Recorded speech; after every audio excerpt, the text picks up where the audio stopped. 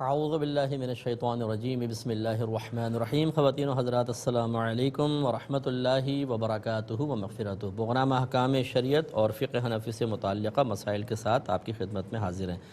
کچھ offer question لیں گے۔ کسی نے پوچھا کہ اگر کوئی شخص پہلی رکعت میں 4 آیات اور دوسری میں 6 آیات پڑھ لے تو کیا وہ گناہ گار ہوگا؟ غالباً سائل کے ذہن میں یہ ہے کہ پہلی میں اگر کم آیات پڑھیں اور دوسری میں اس سے زیادہ پڑھ لیں تو شاید یہ گناہ کا کوئی کام ہو گیا۔ دیکھیں، اس میں کوئی گناہ نہیں ہے، جان بوجھ کر بھی کریں تو کوئی گناہ نہیں ہے۔ مستحب یہ ہوتا ہے کہ پہلی میں تھوڑی زیادہ اور دوسری میں اس سے تھوڑی سی کم پڑھیں، یہ مستحب ہے۔ برابر پڑھیں یہ بھی اچھا ہے، اور اگر آپ اس کا جسٹ اپوزٹ کر دیں تب بھی کوئی گناہ کا تصور نہیں۔ قرآن ہی پڑھا ہے، قرآن پڑھنے سے کوئی فرق نہیں ہوگا۔ ہاں، جہاں نبی کریم نے منع فرمایا جیسے الٹا قرآن پڑھنا تو وہ ایک الگ چیز ہے، باقی اس میں کوئی حرج نہیں ہے۔ ایک یہ کہتے ہیں کہ ہمارے امام صاحب جو ہیں وہ ظہر یا عصر کی نماز جب پڑھاتے ہیں تو اتنی آواز سے قرات کرتے ہیں کہ جو پیچھے مقتدی کھڑا ہوتا ہے اسے بھی سنائی دے رہی ہوتی ہے، تو کیا یہ جہر میں شامل تو نہیں ہو جائے گا؟ دیکھیں، جہر میں 2 چیزیں ضروری ہوتی ہیں، ایک تو جہر کا قصد و ارادہ، اور دوسرا اتنی آواز کہ کم از کم ادھر کے 3 4 5 نمازی ادھر کے 3 4 5 نمازیوں تک کلیئر آواز پہنچ رہی ہو تو یہ بنے گا جہر۔ کلیئر آواز سے مراد پوری قرات کی، ورنہ سین کی آواز بات بہت ہی سین اور صاد نکالتے ہیں، سیٹی کی آواز تو دور تک جاری ہوتی ہے، وہ نہیں۔ کلیئر قرات کی اگر آواز آ رہی ہے تو پھر یہ یقیناً جہر بنے گا، اور اس پر تو پھر سجدہ سہو لازم ہو جائے گا، اور جان بوجھ کے کریں گے تو پھر واجب العیادہ نماز ہوگی۔ لیکن اگر ایسا نہیں ہے، صرف پیچھے والے نمازی کو سن رہا ہے باقی کو نہیں سنتا، نہ امام کا جہر کا قصد و ارادہ ہے، تو پھر یہ اس میں کچھ سجدہ سہو وغیرہ بھی نہیں ہے اور نماز بالکل ٹھیک ہے۔ اچھا، جو قصد و ارادے کی بات میں نے عرض کی، یہ صرف اس وجہ سے کہ بعض اوقات امام لاؤڈ اسپیکر پہ نماز پڑھا رہے ہوتے ہیں، وہ جب ظہر یا عصر کی نماز پڑھا رہے ہوتے ہیں تو اس میں جو قرات اگر وہ کرتے ہیں آہستہ آہستہ، وہ بعض اوقات پیچھے تک سنائی دے رہی ہوتی ہے، بالکل کلیئر آواز آ رہی ہوتی ہے۔ اس میں پھر کیا حکم ہوگا؟ اگر تو اس میں جہر کا حکم لے لیا جائے تو ہزاروں امام ایسے ہیں جو اس طرح کی ظہر اور عصر پڑھا رہے ہیں اور ان کی قرات پیچھے سنائی دے رہی ہے، تو پھر تو یہ سجدہ سہو لازم ہونے چاہیے، نمازی نہیں ہونے چاہیے۔ اس لیے اس قسم کی صورتحال میں قصد و ارادے کو بھی بنیاد بنایا جائے تو بہت ہی بہتر ہے کہ ان کا ارادہ چونکہ جہر کا نہیں ہے، وہ تو مائک کے ذریعے ہو گئی، جہر بن رہی ہے بظاہر، تو یہ نماز ہو جائے گی۔ امید ہے کہ آپ بات سمجھے ہوں گے۔ ایک انہوں نے پوچھا ہے کہ کسی نے پوچھا کہ لڑکیوں کو افسانے اور کہانیاں پڑھنا کیسا ہے؟ یہ کوئی پرانے زمانے کے بھائی ہوں گے جنہوں نے پوچھا ہے، کیونکہ اب جو افسانوں اور کہانیوں کے اندر نہیں ہوتا وہ ٹی وی ڈراموں کے اندر آپ کو اور فلموں کے اندر نظر آتا ہے، اور باقاعدہ بچیاں اس کو دیکھ رہی ہوتی ہیں۔ سوال یہ پیدا ہوتا ہے کہ ان کے ساتھ ساتھ وہ چیزیں دیکھنا کیسا ہے؟ تو مسئلہ یہ ہے کہ خود بچیوں کو بھی احتیاط کرنی چاہیے، گھر کے افراد کو بھی، کہ بہت سی چیزیں ایسی ہوتی ہیں کہ جو ایک مناسب وقت پر ہی کسی کو پتہ چلنے چاہیے۔ اگر وہ پہلے سے پتہ چلنا شروع ہو جائیں تو ذہن خراب ہونا شروع ہو جاتا ہے۔ وہ آپ سمجھ رہے ہیں تو پھر وہ ڈرامے جو ہوتے ہیں یا کوئی فلمیں وغیرہ ہوتی ہیں اس میں جو چیز یا معاشرے کی عکاسی دکھائی جاتی ہے، تو اب یہ تو نہیں ہو سکتا کہ مطلب یہ کہا جائے یا کوئی ایسا سسٹم بنا لیا جائے کہ بچے دیکھیں تو نظر نہ آئے، بڑے دیکھیں تو آ جائے۔ وہ سارے اس کو دیکھ رہے ہوتے ہیں اور پھر بچوں پہ منفی اثرات مرتب ہوتے ہیں۔ تو یہ پیرنٹس کو چاہیے کہ اس قسم کی چیزیں خاص طور پر بچیوں کو نہ دیکھنے دی جائیں کہ جس سے ان کے اذہان پر منفی اثرات مرتب ہونے کا اندیشہ ہو۔ یہ لازم ہے، اگر نہیں کریں گے تو پھر خرابیاں گھر میں داخل ہوں گی۔ ایک یہ کہتے ہیں بھائی کہ ہماری والدہ کپڑے دھوتی ہیں تو پاک اور ناپاک کا خیال بالکل نہیں کرتی، سارے کپڑے ڈال دیتی ہیں۔ ہم بارہا ان کو سمجھاتے ہیں لیکن وہ مانتی نہیں ہیں، تو اب ہم کیا کریں؟ دیکھیں، بڑی آسان سی بات ہے کہ آپ اتنے بھولے کیوں بنتے ہیں؟ آپ اپنا کپڑا خود پاک کریں اور پاک کرنے کے بعد پھر والدہ کے حوالے کریں۔ شرعی اصول یہ ہوتا ہے کہ اگر آپ نے ناپاکی کو اپنی آنکھوں سے نہیں دیکھا تو چیز کو پاک ماننا واجب ہے۔ یہ نہیں ہے کہ جی میں نے نہیں دیکھا تو ناپاک ہوگی، یا گمان پر آپ کسی چیز کے بارے میں کہتے ہیں کہ میرا گمان ہے کہ یہ ناپاک ہوگی، ایسا نہیں ہو سکتا۔ اگر ایسا ہو تو گمان پہ تو پوری دنیا کا پھر معاملہ الٹا سلٹا ہو جائے۔ شریعت نے یہ فرمایا کہ اصل ہے چیز کا پاک ہونا، ناپاک ہونا اس وقت ہوگا جب آپ نے باقاعدہ کوئی اپنی آنکھوں سے نجاست کو ملتے دیکھا، یا کسی بہت ہی نیک پرہیزگار متقی شخص نے اس کی خبر دی، یا خود آپ کو نجاست نظر آ رہی ہے سامنے، تو پھر ہوگا، ورنہ نہیں۔ تو لہٰذا آپ نے پاک کپڑے دیے، اب والدہ نے کس کے ڈالے کس کے نہیں، وہ پاک تھے ناپاک آپ کو اگر پتہ نہیں تو آپ کا کپڑا پاک ہی رہے گا۔ ہاں اگر آپ نے ناپاک کپڑے دیے تو کنفرم آپ کو پتہ ہے کہ میرا ناپاک کپڑا واشنگ مشین میں گیا ہے، تو پھر آپ کا بھی ناپاک اور باقی کپڑے بھی ناپاک، تو بس آپ یہ کریں کہ آپ پاک کریں اور والدہ کے حوالے کر دیں، پھر وہ کس طرح دھو رہی ہیں باقی کپڑوں کو چیک نہ کریں، نہ دیکھنا آپ کے لیے کوئی واجب ہے، اور جب آپ کے کپڑے دھل کر آئیں گے بالکل آپ کے لیے پاک اور طیب ہوں گے۔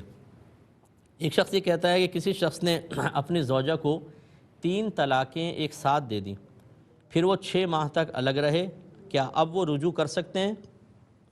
دیکھیں جب 3 طلاقیں دے دی ہیں، چاہے وہ الگ الگ دی ہوں یا ایک ساتھ دی ہوں، پھر ایک ساتھ میں ایک لفظ سے دی ہوں یا 3 الگ الگ الفاظ سے دی ہوں، ہر صورت میں 3 طلاقیں واقع ہو جاتی ہیں، اور اللہ تعالیٰ کا فیصلہ یہ ہے کہ فَإِن طَلَّقَهَا فَلَا تَحِلُّ لَهُ مِن بَعْدُ حَتَّى تَنكِحَ زَوْجًا غَيْرَهُ، کہ یہ عورت اس پہلے شوہر کے لیے اس وقت تک حلال نہ ہوگی جب تک اس کے علاوہ کسی اور شخص سے نکاح نہ کر لے۔ تو قرآن نے نکاح کرنے کا حکم دیا، کسی اور شخص سے نکاح کرنا ہوگا۔ اور بخاری کی روایت نبی کریم صلی اللہ علیہ وسلم سے خاتون نے پوچھا کہ میرے شوہر نے مجھے 3 طلاقیں دیں، پھر میں نے ایک اور شخص سے نکاح کیا اور ابھی ہمارا جسمانی تعلق قائم نہیں ہوا، تو کیا میں پہلے شوہر کی طرف واپس لوٹ سکتی ہوں، یعنی ان سے طلاق لے لوں اور شادی کر لوں؟ سرکار نے فرمایا کہ نہیں، اس وقت تک تم پہلے والے کے لیے حلال نہیں ہوگی جب تک تمہارا دوسرا شوہر تمہارا اور تم اس کا کچھ شہد نہ چکھ لو۔ تو یہ سرکار نے شرم سے کنایہ لفظ استعمال کیا، مراد یہ تھا کہ جب تک تمہارا جسمانی تعلق قائم نہ ہو جائے تم پہلے شوہر کے لیے حلال نہ ہوگی۔ قرآن حدیث کو ملایا جائے تو معلوم یہ ہوا کہ ان خاتون کو پہلے دوسرے شخص سے نکاح کرنا ہوگا، پھر باقاعدہ جسمانی تعلق ہو، پھر وہ شخص ان کو چھوڑے یا اس کا انتقال ہو جائے، پھر پہلے شخص سے نکاح ہو سکتا ہے، اور اس پروسیس کو حلالہ کہتے ہیں۔ یہ پری پلان کرنا مکروہ تحریمی ہوتا ہے، اجرت لے کر کرنا مکروہ تحریمی ہوتا ہے، لیکن ویسی اگر عام نارمل اس میں کیا جائے تو بالکل جائز ہے۔ اور پھر جب یہ شخص طلاق دے گا یا فوت ہوگا دوسرا شوہر، تو پہلے والے سے نکاح ہو سکتا ہے۔ اس کے علاوہ کوئی صورت نہیں ہے، جو ایسی کوئی صورت نکالے گا وہ سمجھ لے کہ وہ زنا کے دروازے کھولے گا۔ ایک یہ کہتے ہیں کہ حضرت امام مہدی رضی اللہ تعالی عنہ اور حضرت عیسیٰ علیہ السلام کے آنے کا مقصد کیا ہے؟ مسئلہ یہ ہے کہ کم و بیش 1,24,000 انبیاء علیہ السلام کے آنے کا مقصد کیا تھا، اتنے علماء بنانے کا مقصد کیا تھا، اتنے تبلیغ دین کرنے والے لوگوں کو پیدا کرنے کا مقصد کیا تھا، وہی ان کا مقصود ہوگا۔ اللہ تعالیٰ کسی کا محتاج نہیں، وہ چاہے تو سب کو ہدایت دے بغیر کسی واسطے کے اور سب کو جنت میں ڈال دے، لیکن اللہ تبارک و تعالیٰ نے قانون بنایا ہے کہ لوگ پیدا کیے، پھر ہدایت اور گمراہی کے اسباب پیدا کیے، ان کی نشاندہی کرنے والے پیدا کیے، ان کی ترغیب دینے والے پیدا کیے۔ کوئی گناہ کی ترغیب دیتا ہے اور برائی کی جیسے شیطان، اور کوئی نیکی کی ترغیب دیتا ہے اور جنت کی جیسے انبیاء علیہ السلام یا ان کے نائبین۔ تو انہی مقاصد کو لے کر امام مہدی حضرت عیسیٰ علیہ السلام تشریف لائیں گے، تبلیغ دین فرمائیں گے، جہاد فرمائیں گے، دجال ہلاک ہوگا، یاجوج ماجوج کو ہلاک کیا جائے گا، پوری دنیا کفر سے پاک کی جائے گی اور پاک ہو جائے گی، ایک شخص بھی کافر نہیں ہوگا، اور پھر ان کا جب وصال ہوگا اس کے بعد پھر وہ کفر آہستہ آہستہ عام ہونا شروع ہوگا، اور ایک وقت آئے گا کہ کوئی بھی مسلمان دنیا میں نہیں رہے گا، اور جب آخری مسلمان انتقال کرے گا اس کے 40 سال کے بعد قیامت قائم ہوگی اور سب پھر ختم ہو جائے گا۔ تو یہ مقصود ان کا بھی وہی ہے جو انبیاء علیہ السلام کا مقصد تھا۔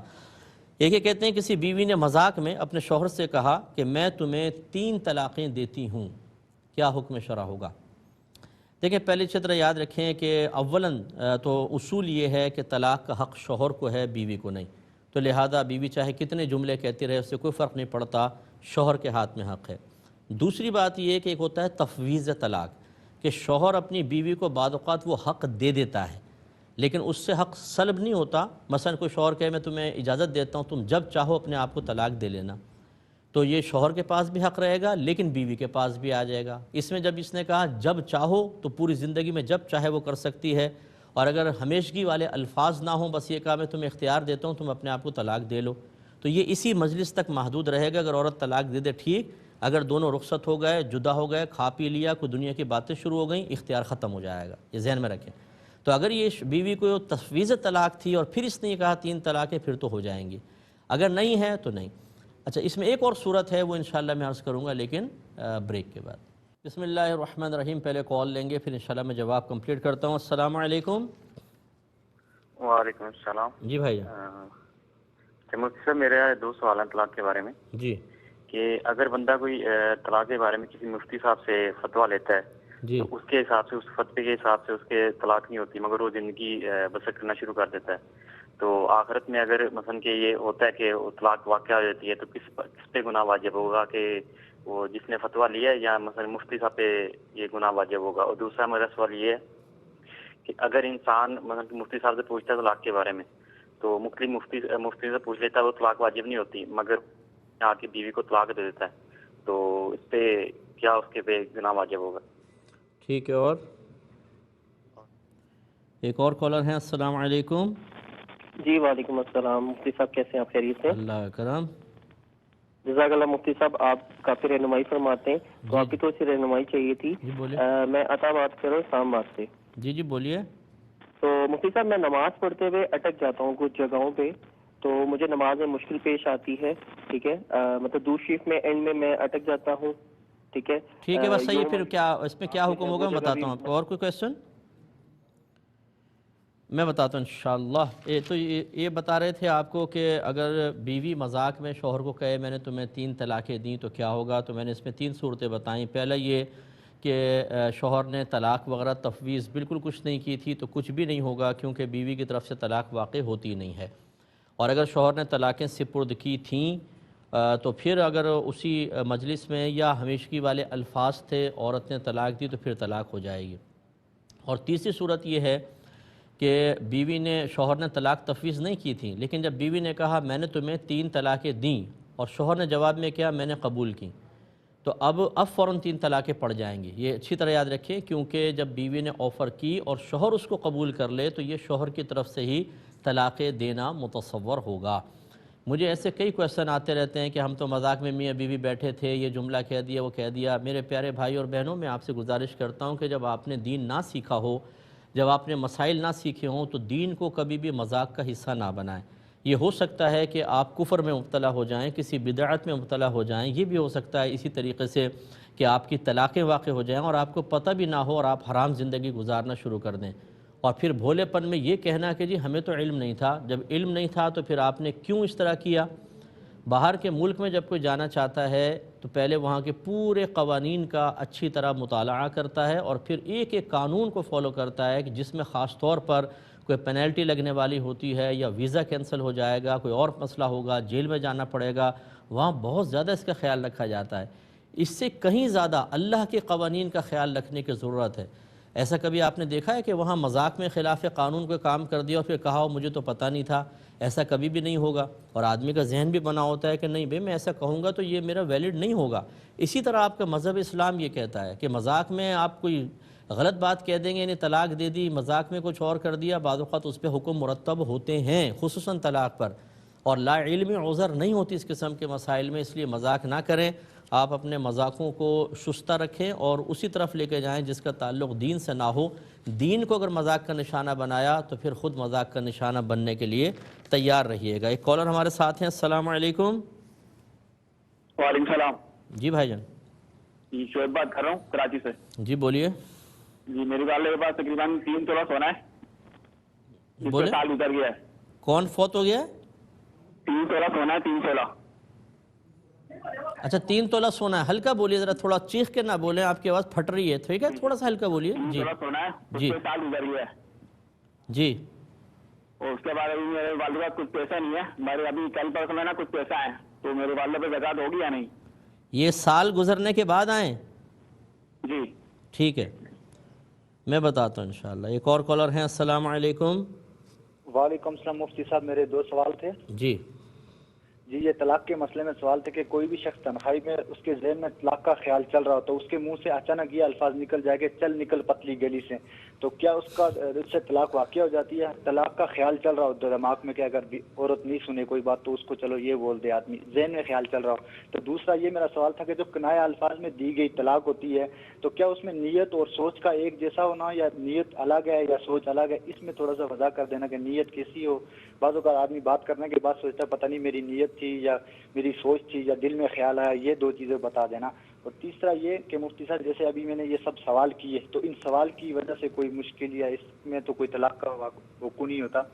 چلیں، اور میں انشاءاللہ عرض کرتا ہوں تو ایک یہ ہم سے کویشچن ہوا تھا، یہ لاک ڈاؤن میں جو آگے بھی رمضان آ رہا ہے، اس میں تراویح اور اعتکاف کیا مرد حضرات گھر میں ہی کر سکتے ہیں؟ دیکھیں پہلی بات تو یہ کہ اس میں تھوڑا سا ویٹ کریں، ابھی میٹنگ وغیرہ ہوگی علماء کی اور واضح طور پر اس میں کوئی نہ کوئی سولوشن انشاءاللہ نکلے گا تو اور کلیئر ہوگا، پھر ہم آپ کو انشاءاللہ اگر پروگرام اس سے پہلے ہوتے ہیں تو پھر آپ کو سمجھا دیں گے۔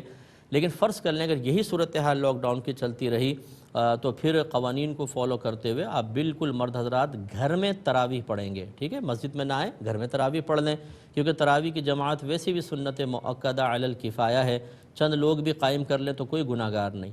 یہ جو 5 نمازیں ہیں ان کی تو جماعت واجب قرار دی گئی ہے، لیکن اس کے باوجود حکم یہ ہے کہ آپ گھر میں پڑھ دیں، تو سنت مؤکدہ تو بدرجہ اولا اگر جماعت سنت مؤکدہ ہو اور وہ بھی علی الکفایہ کہ چند لوگ بھی کر لیں تو سب بری و ذمہ تو گھر پر پڑھیں۔ لیکن اعتکاف جو ہے وہ مردوں کا مسجد میں ہی ہو سکتا ہے، گھر میں نہیں ہو سکتا، وہ عورتوں کے لیے سہولت ضرور ہے، تو مرد گھر میں اعتکاف نہیں کر سکیں گے، تراویح آپ گھر میں ضرور پڑھیں۔ ایک یہ کہتے ہیں کہ اگر کوئی کسی عالم مفتی صاحب کے پاس فتویٰ لیتا ہے طلاق کا اور وہ کہتے ہیں کہ طلاق نہیں ہوئی اور وہ ساتھ رہنے لگ جاتے ہیں، لیکن طلاق واقع ہوئی ہے، تو پھر کس کے اوپر وبال ہوگا؟ دیکھیں مسئلہ یہ ہے کہ سب سے پہلے تو آپ کو مفتی کا انتخاب کرنا ہے، عالم کا نہیں کرنا ہے، مفتی کا انتخاب کرنا ہے، وہ بھی اس مفتی کا انتخاب کرنا ہے کہ جو اپنے اکابرین کو فالو کر رہا ہو، جو صحابہ کو فالو کرتا ہے، 1500 سال کے فقہا کو مانتا ہو، ان کو فالو کرنا ہوگا۔ اب اگر وہ فتویٰ دیتا ہے تو آپ کے لیے اس کا فتویٰ ایک شرعی حجت ہے، کیونکہ اللہ تعالیٰ نے ایک تو فرمایا فَاسْأَلُوا أَهْلَ الذِّكْرِ إِن كُنتُمْ لَا تَعْلَمُونَ، اگر تم نہیں جانتے اہل علم سے پوچھو، تو آپ نے پوچھا۔ پھر دوسرے مقام پہ اللہ نے فرمایا اطیعوا اللہ واطیعوا الرسول وَأُولِي الْأَمْرِ مِنْكُمْ، اللہ کا حکم مانو، اس کے رسول کا حکم مانو، اور ان لوگوں کی اطاعت کرو جو تم میں حکم والے ہیں۔ ان سے مراد فقہاء اور مفتیان کرام بھی ہیں خاص طور پر، تو اس لیے پھر اطاعت کرنا واجب ہوا۔ جب آپ نے شرعی حجت پوری کر لی، اب فرض کر لیں اس مفتی صاحب کے سمجھنے میں غلطی واقعی اور غلط بھی فتویٰ دے دیا، فرض کر لیں آپ کے لیے شرعی حجت تام تھی، آپ کا زندگی گزارنا بالکل جائز اور طیب ہے، آخرت میں آپ کی کوئی گرفت نہیں ہے، ان کو جواب دینا ہونا پڑے گا، وہ الگ مسئلہ ہے، آپ کے لیے کوئی مسئلہ نہیں ہوگا۔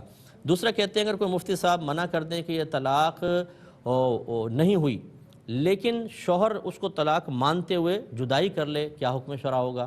اس کا جواب بھی یہی ہے۔ یہ کیسے مان لے گا شوہر جب مفتی صاحب کہہ رہے ہیں اور واقعی وہ مفتی ہوں؟ یہ میں نے پہلے کنڈیشن آپ کو لگائی، جب وہ کہہ رہے ہیں کہ طلاق نہیں ہوئی تو پھر آپ کیسے طلاق مان رہے ہیں؟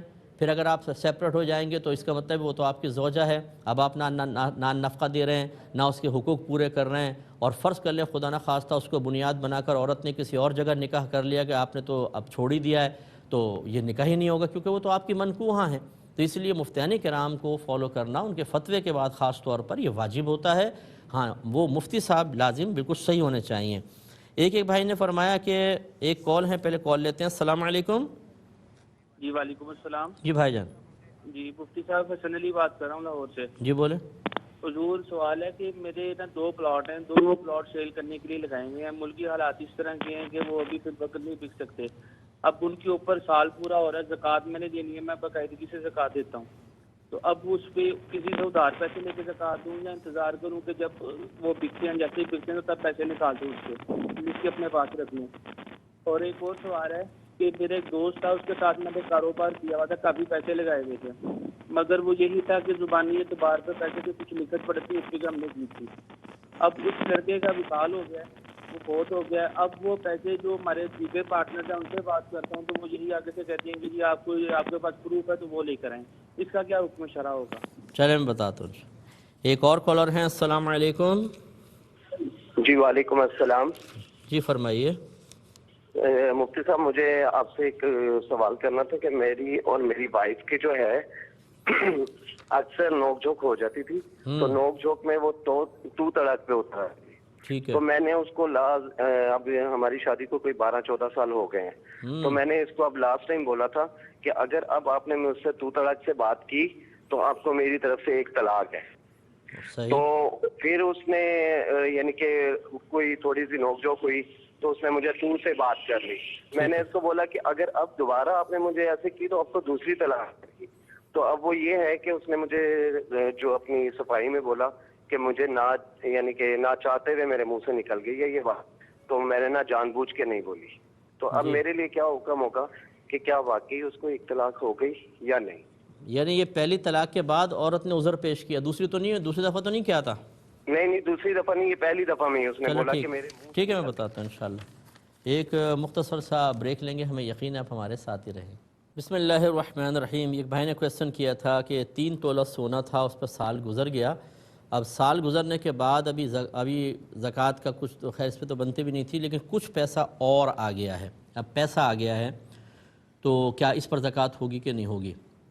دیکھیں، اس پر زکوٰۃ نہیں ہوگی۔ تفصیل یہ ہے کہ اگر سونا وغیرہ 7.5 تولہ سے کم ہو لیکن کچھ اور کیش بھی ہو، پھر تو حکم شرع یہی ہوتا ہے کہ سونے کو آپ روپوں میں تبدیل کریں، پھر اس کو کیش کے ساتھ ملائیں، اور یقیناً 52.5 تولہ چاندی سے زیادہ ہی قیمت بنے گی تو اس کا 2.5% زکوٰۃ نکالنی ہوگی۔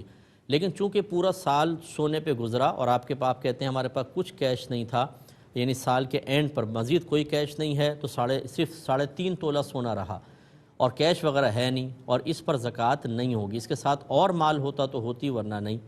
اور اس کے بعد 1 سال کے بعد آپ کے پاس مال آیا تو جو سال کے بعد آتا ہے وہ زکوٰۃ کے مال کے ساتھ شامل نہیں ہوتا۔ ہاں، اگر سال گزرنے سے 1 دن پہلے بھی آتا تو اس کو زکوٰۃ کے مال کے ساتھ شامل کیا جاتا، لیکن اب یہ چونکہ سال کے بعد آیا ہے، اب آپ کے اوپر زکوٰۃ نہیں ہے۔ ایک ہی کہتے ہیں کہ کوئی شخص تنہائی میں اس طرح بیوی سے لڑائی جھگڑا کچھ ہوا ہوگا، ذہن میں طلاق چل رہی تھی تو اس نے کہا کہ چل نکل پتلی گلی سے، اور ارادہ مطلب ایسے ذہن میں آیا کہ شاید میں بیوی کو کہوں گا تو ایسا کہوں گا، اس سے طلاق ہوئی کہ نہیں ہوئی؟ تو کہ اس طرح نہیں ہوئی، سوچنے سے خالی یا اس طرح کا جملہ جس میں طلاق کا لفظ ہی نہیں ہے، ذہن میں طلاق ہے لیکن وہ لفظ طلاق پر دلالت نہیں کر رہا تو نہیں ہوگا۔ مثال کے طور پہ کسی شخص کے ذہن میں طلاق چل رہی ہے اور وہ کہے دیوار، اور کہے طلاق چل رہی تھی نا، میں نے دیوار سے طلاق مراد لے لی، تو ایسا نہیں ہوتا ہے۔ وہ جو آپ منہ سے الفاظ ادا کر رہے ہیں وہ کچھ نہ کچھ طلاق سے تعلق تو رکھتے ہوں، کوئی ترک سے جدائی سے تعلق رکھتے ہوں تب ہوتی ہے، ورنہ نہیں ہوگی۔ ایک یہ کہتے ہیں جو کنایہ لفظ ہے اس میں کہتے ہیں کہ جب شوہر کی نیت ہوگی تو طلاق ہوگی ورنہ نہیں، تو نیت اور سوچ میں کیا فرق ہے، خیال میں کیا فرق ہے؟ دیکھیں، فرق یہ ہے کہ خیال اور سوچ جو ہے اس میں پختگی نہیں ہوتی، آیا اور چلا گیا، سوچ آئی اور چلی گئی، اس میں ارادے کا کوئی دخل نہیں ہوتا، جبکہ نیت پختہ ارادے کا نام ہے۔ تو اب اس سے آپ فرق آسانی سے کر سکتے ہیں۔ یہ کہتے ہیں کہ کسی مفتی صاحب سے طلاق کا سوال کیا تو طلاق واقع تو نہیں ہوتی؟ تو میں نے آپ کو پچھلے پروگرام میں بتایا تھا اس طرح نہیں ہوتی۔ اسی طرح پڑھانے میں، تدریس کرنے میں ہم 50 دفعہ طلاق کے الفاظ بلکہ پورے جملے بلکہ اس طرح کے الفاظ میں نکالنے پڑ جاتے ہیں کہ میری بیوی کو طلاق جیسے لکھا ہوا ہے تو اس کو پڑھ دیا، تو وہاں طلاق دینے کا قصد و ارادہ تو نہیں ہوتا، تو اس سے کوئی طلاق واقع نہیں ہوتی ہے۔ یہ بھائی کہتے ہیں کہ انہوں نے 2 پلاٹ رکھے ہوئے ہیں سیل کرنے کے لیے لیکن وہ بک نہیں رہے ہیں موجودہ حالات کے تحت، اور ہر سال ان پہ زکوٰۃ نکالتے ہیں، تو اب کیا کریں، پیسہ کیش وغیرہ ہے نہیں۔ لیکن سب سے پہلے تو بہرحال آپ اس پہ زکوٰۃ نکالتے ہیں، یہ اچھی چیز تھی، لیکن میں تھوڑی سی وضاحت کر دیتا ہوں کہ یہ پلاٹ کس نیت کے ساتھ خریدے تھے یہ آپ کو سوچنا ہوگا۔ اگر تو صرف بیچنے کی نیت سے خریدے تھے کہ ابھی لے کے رکھ لیتے ہیں بعد میں پروفٹ کمائیں گے، تو پھر تو یہ مال تجارت تھا، سال بہ سال زکوٰۃ نکالنا بالکل ٹھیک تھا، اور آپ ابھی نہیں بک رہے تو موجودہ قیمت بہرحال پراپرٹی ڈیلر سے لگوا کر اس کی زکوٰۃ آپ بنا کر رکھ لیں، جب کبھی یہ بکیں یا آگے آپ کے پاس پیسہ آ جائے تو وہ زکوٰۃ آپ کو ادا کرنی ہوگی۔ اور اگر آپ نے یہ تجارت کی نیت سے نہیں لیے تھے، رہنے کے لیے تھے، یا یہ ارادہ بھی تھا کہ بیچ دیں گے لیکن ساتھ میں یہ بھی تھا نہیں بکے تو اپنا گھر بنا لیں گے، بچوں کو تحفے میں دے دیں گے، تو یہ 2 نیتیں جب شامل ہو جاتی ہیں تو یہ مال تجارت نہیں رہے گا، اب اس پر زکوٰۃ لازم نہیں ہوگی۔ یہ کہتے ہیں کہ میں نے کسی کے ساتھ زبانی مطلب ایگریمنٹ کر کے پیسہ کافی سارا انویسٹ کر دیا، اب اس شخص کا انتقال ہو گیا، دیگر جو پارٹنرز ہیں وہ کہتے ہیں کوئی پروف لاؤ تو ہمیں پتہ چلے کہ تمہارا پیسہ اس میں شامل تھا، ورنہ ہم کیسے تمہاری بات مان لیں۔ تو اب یہ پریشان ہے۔ دیکھیں، مسئلہ یہ ہے کہ جب ہم قرآن و حدیث کی نہیں سنیں گے تو ایسے ہی ہوتا ہے۔ قرآن بھی یہی کہتا ہے کہ جب آپس میں کوئی معاہدہ ہو تو اس کو لکھ لو، اور نبی کریم صلی اللہ علیہ وسلم کی تلقین بھی یہ ہے۔ ہم لوگ بعض اوقات شرم کرتے ہیں، بہنوئی لے رہا ہے، سالی لے رہی ہے، چچا لے رہا ہے، پھپھا لے رہا ہے، ہم کہتے ہیں یہ لکھت پڑھت کریں گے بڑی بری بات ہے۔ اچھا اگر کریں تو سامنے والا ناراض ہوتا ہے، یار تمہیں ہمیں پہ اعتماد نہیں ہے، لکھوا رہے ہو، سائن کروا رہے ہو، بھائی شریعت ہے، یہ مستحب ہے۔ کسی کو بھی آپ پیسہ دیتے ہیں، کل کو وہ فوت ہو جاتا ہے، اس کے گھر والے کبھی بھی آپ کو قرضہ نہیں دیں گے، بولیں گے لاؤ پروف لے کر آؤ۔ آپ مروتوں میں چلتے رہیں، شریعت کا خون کرتے رہیں، چاچا کی مروت صحیح ہے، مامی کی مروت صحیح ہے، بھائی کی مروت میں کام ہوگا، ابا اماں کی مروت میں کام ہوگا، اللہ رسول اور دین کی مروت کوئی نہیں، اس شریعت کا کوئی خیال نہیں۔ نتیجے یہ نکلتے ہیں جیسے اب آپ پریشان ہیں، شدید قسم کے پریشان ہیں۔ اب آپ جب شریعت کو نہیں مانیں گے جب آپ شریعت کی تلقین پہ نہیں چلیں گے، اللہ اس کے رسول کی حکمتیں آپ کو اپنی سوچ اور فکر کے مقابلے میں اتنی سی نظر آئیں گی تو یہ تو نتائج بھگتنے ہوں گے۔ اب ہم آپ کے لیے دعا کر سکتے ہیں اور کچھ نہیں ہو سکتا۔ اللہ تعالیٰ آپ کو اس کا بہترین اجر دنیا اور آخرت میں عطا فرمائے۔ یہ بھائی کہتے ہیں کہ زوجہ سے ہماری میری انبن چلتی رہتی ہے تو وہ تو طلاق پر اتر آتی ہے، تو ایک دفعہ میں نے کہہ دیا اور 12-14 سال ہو گئے شادی کو، یہ بھی ذہن میں رکھیں۔ تو یہ تو طلاق ایک دفعہ بیوی نے کر دی تو انہوں نے جملہ یہ کہا تھا کہ اگر تو نے آئندہ تو سے بات کی تو تجھے ایک طلاق۔ تو اب پھر میں نے جب وہ ہو گئی تو میں نے دوبارہ کہا اب اگر تو نے پھر تو سے بات کی دوسری طلاق ہو جائے گی۔ تو بیوی کہتی ہے میرا ارادہ نہیں تھا، ویسے تو نکل گیا، تو کیا حکم شرع ہوگا؟ دیکھیں ارادہ ہو یا نہ ہو، بہرحال تو اور طلاق پر چونکہ آپ نے طلاق کو موقوف رکھا، جیسے بیوی نے کیا کہا ایک طلاق تو ہو گئی، آپ دونوں رجوع کر لیں۔ رجوع کا مطلب یہ ہے کہ جیسے آپ نے یہ طلاق ہوئی تھی آپ کہہ دیتے میں تجھ سے رجوع کرتا ہوں، یا 3 حیض کے اندر کہہ لیں تو بغیر نکاح کے آپ ساتھ رہ سکتے ہیں، یا میاں بیوی کا کوئی بھی تعلق جو ہوتا ہے وہ آپ قائم کر لیں تو یہ رجوع ہو جائے گا 3 حیض کے اندر۔ اور اگر 3 حیض گزر گئے تو پھر نکاح کے ساتھ آپ رجوع کر سکتے ہیں۔ اگر اس سے پہلے کوئی طلاقیں نہیں ہوئی، جیسے پہلی ہوئی ہے غالباً اور تو نہیں ہوئی، تو آپ رجوع کر سکتے ہیں۔ لیکن میرے گزارش یہ ہے، ایک تو بہنوں سے تمام جتنی میری بہنیں ہیں کہ دیکھیں آپ بعض اوقات اس کو فوراً منفی اس پہ منفی سوچ کے ساتھ دیکھتی ہیں، منفی سوچ کے ساتھ کہ یہ مفتی صاحب چونکہ مرد ہیں اس لیے مردوں کی کر رہے ہیں، یہ نہیں۔ میں آپ کے نبی کی بات آپ کو بتا رہا ہوں۔ نبی کریم صلی اللہ علیہ وسلم نے ارشاد فرمایا کہ عورت کا مرد جو ہے اس کا حق بہت زیادہ ہے عورت پر، اور اس کو بیان کرتے ہوئے سرکار نے فرمایا کہ اگر میں کسی مخلوق کو سجدہ کرنے کا حکم دیتا تو بیویوں کو حکم دیتا کہ وہ شوہروں کو سجدہ کریں، اور سب سے سرکار نے فرمایا سب سے زیادہ حق عورت پر ماں باپ کا ہے، لیکن شادی کے بعد شوہر کا ہے، تو اس لیے شوہر کا حق سب سے زیادہ ہے۔ تو جب ماں باپ کا حق زیادہ ہے، میں آپ سے پوچھتا ہوں دائرہ دم میں رہ کے کیا اپنی ماں سے اپنے والد سے تو طلاق کر کے سینے پہ چڑھ کر اور گالیاں بک کر اور لاؤڈلی چلا کر گفتگو کرنا صحیح ہے؟ نہیں، تو شوہر کا حق ماں باپ سے بھی زیادہ ہو جاتا ہے، یاد رکھیں۔ تو اس کے ساتھ کیسے جائز ہو جائے گا؟ پھر آپ اپنے بچوں کے لیے رول ماڈل ہیں، خود اپنی بچیوں کو کیا سکھا رہی ہیں کہ اپنے شوہر سے ایسے بدتمیزیاں کرو، تو یہ غلط ہوتا ہے۔ اسی طرح شوہر حضرات کو بھی چاہیے کہ وہ بھی خیال کریں کہ اگر اللہ تعالیٰ نے کمزور مخلوق کو ہمارے تابع کیا ہے تو اس کا مطلب یہ تو نہیں ہے کہ اس کو جیسا چاہیں گالیاں بکیں، ماں بہن کی تھپڑ ماریں، مکے ماریں، لاتیں ماریں، بچوں کے سامنے مہمانوں کے سامنے ذلیل کریں، آپ کو حق حاصل ہو گیا۔ ایک ایک چیز کا حساب دینا ہوگا، وہ بھی انسان ہے، مخلوق ہے، دونوں کے حقوق برابر ہیں، درجہ شوہر کا زیادہ ہے، اس کا انکار نہیں ہے، لیکن حقوق تو بیوی کے بھی ہیں، وہ بھی ایک انسان ہے۔ تو اب یہ 12-14 سال ہو گئے آپ کو لڑ لڑ کے اور حتیٰ کہ طلاقوں تک نوبت، کیوں نہیں دونوں سنبھل جاتے کہ بھئی مناسب نہیں ہے، اب بہت ہو گیا، بس چلو اب تو عمر بھی آپ لوگوں کی کافی ہو گئی ہوگی کہ اب یہ جھگڑے فساد ختم کرو، گھر میں ایک پاکیزہ سا ماحول بناؤ، کوئی دن تو ایسا گزر جائے جس میں ہم ایک دوسرے کو غسیلی نگاہوں سے نہ دیکھیں، ایک سلطان راہی دوسرا مصطفیٰ قریشی نہ بنے، پیار سے دیکھیں، تحفے تحائف دیں، اچھی محبت والی باتیں کریں، بچوں کے دل بھی خوش ہو جائیں گے کہ آج تو امی ابو بڑے خوش بیٹھے ہوئے ہیں۔ اس کا ہمیں بہت زیادہ خیال کرنا چاہیے۔ کچھ آفر کویسچنز ہیں اور لے لیتے ہیں۔ ایک یہ فرمایا تھا کہ جو دکانوں میں مال ہوتا ہے اس کی زکوٰۃ کا کسی نے مسئلہ بتایا ان کو کہ جو آپ کا سال گزر جائے پھر جتنا مال موجود ہے جتنی اس کی قیمت ہو اس کا مطابق آپ اس کا 2.5% زکوٰۃ نکالیں گے، پہلے قیمت نکالیں پھر زکوٰۃ۔ اب وہ یہ پوچھتے ہیں کہ ہم تو کبھی کوئی مال سستا دے دیتے ہیں کسی کو، کبھی مہنگا بھی دیتے ہیں، تو قیمت کا تعین اور حساب کیسے ہوگا؟ دیکھیں ایک ہوتا ہے مال کتنے میں بکے گا آپ کی بارگیننگ کے بغیر، ایک یہ ہے، ایک ہے کہ باقاعدہ آپ کبھی حکمت کے ساتھ کوئی باقاعدہ آتا ہوا گاہک ہے اسے تھوڑا کم میں دے دیا، نئے گاہک بنانے کے لیے سستا دے دیا، ادھار بھی دے دیتے ہیں۔ یہ جو خاص صورتیں ہیں ان کا اعتبار نہیں ہوتا، اصل صورت کا اعتبار ہے۔ بس آپ یہ دیکھیں کہ اگر میں یہ مال نارمل طریقے سے بیچوں تو کتنے کا بنے گا، وہ قیمت نکال لیں، اس کا 2.5% زکوٰۃ ہوگی۔ ایک بچی نے پوچھا تھا کہ یہ ڈرائنگ کرتی ہیں اور اسکیچز وغیرہ بناتی ہیں تو کیا یہ گناہ ہے؟ دیکھیں جاندار کی اگر چہرے کی تصویر بنائی اور اجازت شرع کے بغیر بنائی تو بالکل گناہ ہے۔ اجازت شرع کیا ہے؟ ایک تو ہے مجبوری اور ضرورت کی صورت، کہ مثال کے طور پر سے پہلے زمانے میں تھا، اب تو نہیں ہے، کہ وہ کیمرے سے تصویریں کھینچتے تھے، نیگیٹو بنتا تھا یہ، یا آج کے دور میں ڈیجیٹل کیمرے سے ہی کھینچا لیکن اس کی پک نکالنی ہے، پازیٹیو بنانا ہے، کہیں ڈاکومنٹس وغیرہ میں لگانا ہے، یہ شرعاً جائز ہوگا۔ اسی طریقے سے بعض اوقات مطلب جو پولیس والے ہوتے ہیں یا ہمارے ادارے ہوتے ہیں وہ دہشت گرد وغیرہ ہوتے ہیں، ان کے اسکیچز بنواتے ہیں کہ لوگ بتاتے ہیں بھائی ایسا تھا، ناک ایسی تھی، بنا لیا اسکیچ، تو اس سے پکڑنے میں آسانی ہوتی، یہ جائز ہے، ادھر اجازت شرع بالکل ہوگی۔ لیکن شوقیہ بنانا یا اس کو بزنس کے اعتبار سے کہ شکل بنا کے صورت بنا کے بیچ کر پیسے لینا، یا کسی کو سامنے بٹھا کے اسکیچ بنا کر بڑا اوریجنل بنا لیتے ہیں بعض لوگ، اس کے پیسے لیتے ہیں، یہ بالکل ناجائز اور گناہ ہے، شریعت نے اس سے سختی کے ساتھ منع فرمایا ہے۔ ایک یہ بہن نے فرمایا کہ ان کی بچی چھوٹی سی تھی، 15 دن کی تھی، اس کو شدید بخار ہوا اور پھر وہ فوت ہو گئی۔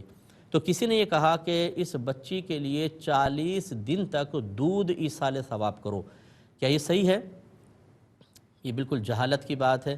اسی طریقے سے بعض لوگ کہتے ہیں جیسے ابا جان فوت ہو گئے تو جو ابا جان کھاتے پیتے تھے نا، جو پسند کرتے تھے، 40 دن تک صدقہ کرو، کوئی لازم نہیں ہے، یعنی 40 دن بھی صدقہ کرنا لازم نہیں ہے، ان کی پسند کی چیز بھی لازم نہیں ہے۔ آپ صدقہ کرنا چاہیں 100 دن کرتے رہیں، 100 سال کرتے رہیں، یہ تخصیصات خواہ مخواہ کی لگانا، یعنی بعض کہتے ہیں اگر وہ مردہ 7 اپ پیتا تھا تو 7 اپ بھی دو تاکہ اس کو زیادہ خوشی ملے گی، اس سے کوئی خوشی نہیں ملے گی بھائی جان۔ تو یہ جس نے بھی کہا بالکل غلط کہا۔ دوسرے ان بہن نے کہا کہ کسی نے جب بچی بیمار تھی مجھ سے کہا کہ تم یہ منت مان لو کہ اگر میری بچی ٹھیک ہو گئی تو میں یہ بچی کسی بے اولاد ماں باپ کو دے دوں گی تو یہ بچی ٹھیک ہو جائے گی، لیکن میں نے نہیں دی اور وہ فوت ہو گئی، تو کیا حکم شرع ہوگا؟ دیکھیں بالکل جس نے یہ کہا بالکل غلط کہا، ایسا بالکل کوئی ایسی شریعت نے نہیں کہا، تو آپ بالکل گلٹی فیل نہ کریں۔ اگر آپ دے بھی دیتی ہوتا وہی جو اللہ تبارک، یعنی منت مان بھی لیتی وہی ہوتا جو اللہ تعالیٰ چاہتا ہے، وہ فوت ہی ہوتی۔ اب چونکہ وقت ختم ہو رہا ہے، اپنے میزبان کو، ہماری کیو ٹی وی کی پوری ٹیم کو اجازت مرحمت فرمائیں۔ آپ ہمارے لیے دعا کیجیے، ہم آپ کے لیے دعا گو ہیں کہ اللہ تبارک و تعالیٰ آپ کو اس موجودہ وبا سے مکمل طور پہ محفوظ رکھے، آمین۔ وآخر دعوانا ان الحمد للہ رب العالمین۔